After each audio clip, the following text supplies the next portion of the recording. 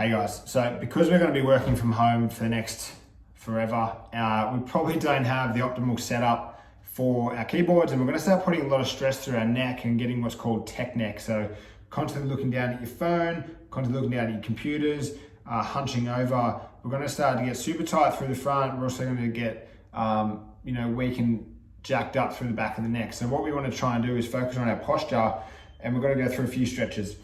There's no real rhyme or reason to the stretches, and my biggest advice is if it feels good, just hold it for another 30 to 60 seconds to try and get some length. So the first one we can try and do is just put your shoulder across, so just put your ear across to one shoulder. You're gonna start to feel that stretch through the trap. And I just want you to play around with different positions. So just use your chin.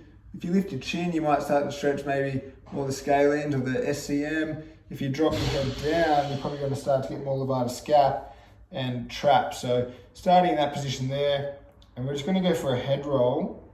But anytime it starts to feel good or like a big stretch, just chill out, just spend some time there.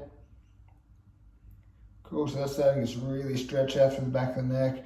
Obviously straight down, you're going to get a nice stretch through the back of your neck. If you want to make it more intense, you can just add your hands and pull down.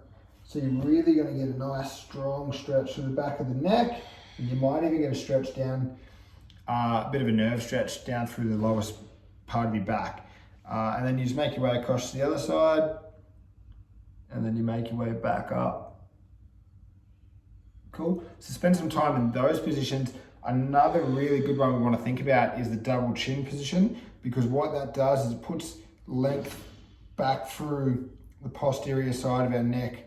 So we're really starting to get that long neck. So what tends to happen is we end up in this hunch position here, and we really start to jam up the back of our neck. What we want to do is get some length back through the cervical spine and get everything nice and long again. So we just think about coming from this hunch position with our jaw forward to pulling everything back into alignment. So we can just literally do that. And like I said before, we can lengthen out the back of the neck that way. Some other ones you might want to do is double chin with a bit of a twist.